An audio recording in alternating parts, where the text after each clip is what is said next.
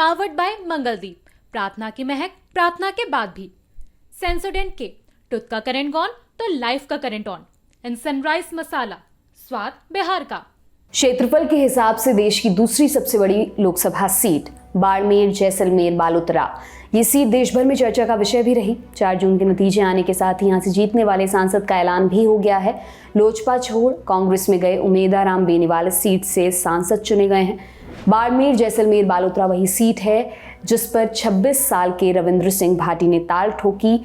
रविंद्र सिंह भाटी इस सीट से चुनाव हार गए हैं, लेकिन उनके चुनाव लड़ने के तरीके की तारीफ की जा रही है। रविंद्र सिंह भाटी को लोकसभा चुनाव में 5,86,500 वोट मिले, जबकि जीतने वाले उम्मीदवार उमेदाराम बेनीवाल को 7,04,676 वोट मिले, यानी भाटी को मिले कुल वोटों से 1,18,716 ज्यादा। हालांकि इस सीट पर एक और उम्मीदवार था, उस पार्टी का उम्मीदवार जो 4 जून को आए जनादेश में सबसे बड़ी पार्टी भी है, यानी भारतीय जनता पार्टी, नाम कैलाश चौधरी। वो कैलाश चौधरी जो 2019 में बीजेपी के टिकट पर इस सीट से 8,46,526 वोट लेकर जीते थे। उतने वोट जितने 2024 में जीते उम्मीदवार से भी लगभग 1.5 लाख ज्यादा थे, मगर इस बार कैलाश चौधरी को वोट मिले महज 2,86,733। अब आपको बता दें, चुनावों से पहले सबसे ज्यादा लोकप्रिय नजर आ रहे रविंद्र सिंह भाटी को इस सीट पर हार का सामना क्यों करना पड़ा? सबसे बड़े वोट बैंक का साथ ना मिल पाना।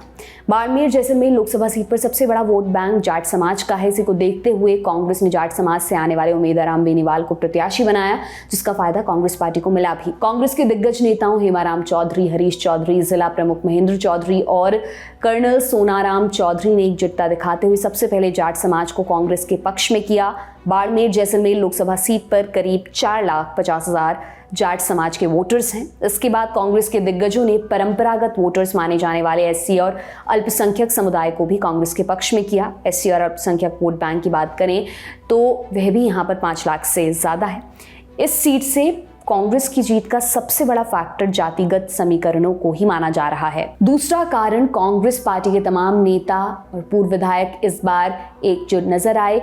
इसी का नतीजा है कि कांग्रेस पार्टी बाड़मेर जैसलमेर सीट को 10 साल बाद जीतने में कामयाब हो पाई है। जहां पूर्वी राजस्थान की 5 से 4 सीटों पर कांग्रेस की जीत का श्रेय सचिन पायलट को दिया जा रहा है। शेखावटी की 3 सीटों पर जाटों का एक मुश्त समर्थन कांग्रेस गठबंधन को मिलने का श्रेय प्रदेश अध्यक्ष गोविंद सिंह डोटासरा को दिया जा रहा है। उन्होंने बीजेपी के खिलाफ इलाके में ऐसा माहौल बनाया कि बीजेपी से नाराज वोटर्स उनकी तरफ आ गए। राजपूतों की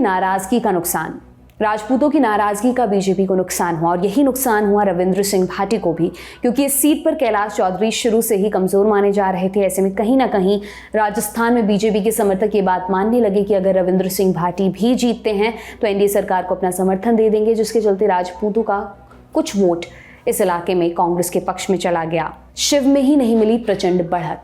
रविंद्र सिंह भाटी शिव विधानसभा से निर्दलीय विधायक हैं। शिव में उन्हें सबसे ज्यादा मत तो मिले, लेकिन वो बढ़त इतनी ज्यादा नहीं रही जिससे दूसरी विधानसभाओं में मिले कम मतों का उन्हें फायदा मिल सके। किसी बड़े नाम का प्रचार ना करना। कैलाश चौधरी के लिए कंगना रनौत से लेकर बड़े बड़े नेता इस लोकसभा चुनाव में प्रचार करने आए। वहीं कांग्रेस उम्मीदवार उमेदाराम बेनीवाल के लिए गोविंद सिंह डोटासरा डटे रहे। वहीं पूर्व मुख्यमंत्री अशोक गहलोत ने भी सभा की, लेकिन रविंद्र सिंह भाटी निर्दलीय चुनावी मैदान में थे, इसलिए उनके लिए कोई राष्ट्रीय स्तर का नेता चुनावी प्रचार के लिए नहीं आ पाया। ये तमाम कारण लोकसभा सीट पर उनकी हार की वजह बने। ऐसे अलग अलग सीटों और उम्मीदवारों के बारे में हम आपको बता रहे हैं, और भी ऐसे वीडियोस के लिए और चुनावी कवरेज के लिए देखते रहिए दी ललन टॉप। ये तमाम जानकारी आपके लिए लेकर आए हमारे साथी विपिन। मेरा नाम है दिव्यांशी सुमराव। शुक्रिया।